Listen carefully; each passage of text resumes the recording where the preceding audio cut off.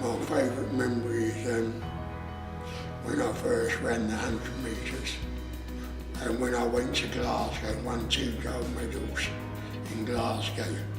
When I won him, I was actually crying when they did the national anthem, because I've been running since I was 13 years old, and I lived in the hospital for 25 years.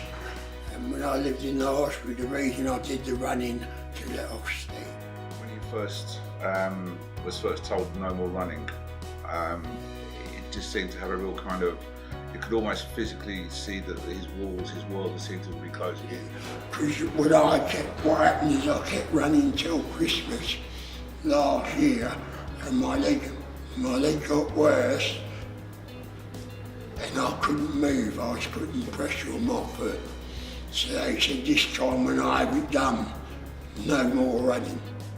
When I first met Paul showed me so many things in one go. He showed me his medals, talked about his running history, and Paul's health was deteriorating. With his leg was getting worse. His mobility was getting a lot worse. And when the doctor finally said to him, "That's it, Paul, no more running. You have to stop," and that's when I thought, okay, I need to find something else for Paul to focus on, because this could be a massive blow to his psyche and who he thinks he is as a person. And it made me remember about the book that he was telling me about, and I thought, this is a great idea, how can we do this? So I approached Fabian at Paxton Green Time Bank and said, we've got Paul's well known to them, how can we support Paul to write his book? So Fabian and the Time Bank crew were amazing. They found Adrian, the journalist, to help Paul write his book. So Adrian's been visiting Paul once every week or once every couple of weeks, and in return Paul's been donating his services to Time Bank, and he's been helping out at a number of care homes in Southwark. We met at Blackbird Bakery in Peckham, and we ended up chatting for about an hour and a half, where Paul told me sort of the outlines of his story, and we took it from there.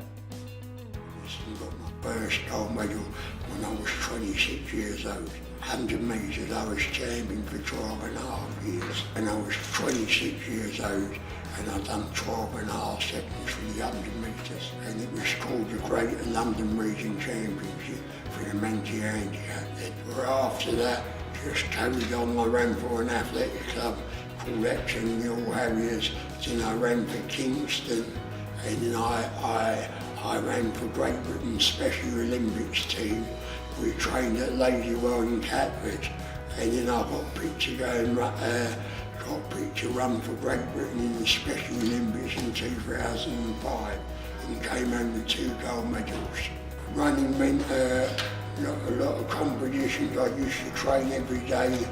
I used to do my own coaching. I've got a level 1 coaching licence as well. Then later on in life, I had arthritis in my knee joints, my toes, but I always used to carry on running even when it was raining and training, and I believe in never giving up.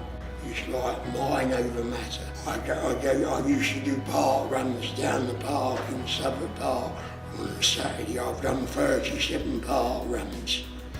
Now when I get my foot better, and I'm also going back to do my walking in the park instead of my running.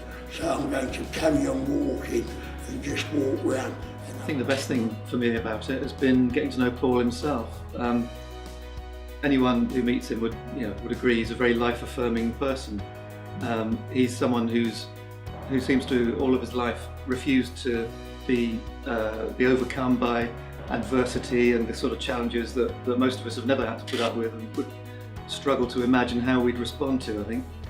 Well, I just tell people how long I was in the hospital, and it wasn't very nice, but I survived, and life has to go on, and I'm still confident in what I'm doing. And when I see young kids today, I always say to them, never give up, and they can look at my story and be proud of it. I think it's made me probably more open to connecting and to talking with people who come from different backgrounds to myself. I also think I've become slightly more aware of groups and networks, if you like, of people who do things to help each other. and it's nice feeling that the community is more than just people living, you know, in a row next to each other in a street without connecting. That there are places where people meet and do things for one another. Well, next I'm going to carry on with my walking, and Adrian's going to carry on helping me write my book. So once I've written the book, we're trying to get the publisher. Personally, to have the book published is going to be an amazing achievement from thinking about it, maybe back in the day when you first thought about having it, and then to have that kind of idea shoved into a drawer somewhere with those bits of paper. I think for Paul might have been that's it, it's never going to happen, but for him to sort of see now, yes, it is going to happen, it can happen, in turn will hopefully inspire and motivate Paul that, you know, what he wants and what he can try and do can happen. So hopefully that's going to help build his own confidence up and build his dreams up, and which he can share with other people. The biggest thing for me would be to hope that Paul is satisfied with it. I'm pretty sure it's a project that's been on his mind for some time. Paul's had this kind of an idea, and it's happening. But also not only that, it gives Paul, you know, it values Paul as a person, because in return he's in turn helping out, and he's doing things for other people. So it's not just all about everything done for Paul. Paul's giving back as well. Yeah, I think for me personally, for someone like Paul and every resident, it's to not give up. Not everybody likes the same thing. Not everybody wants to be doing the same thing all together as a group.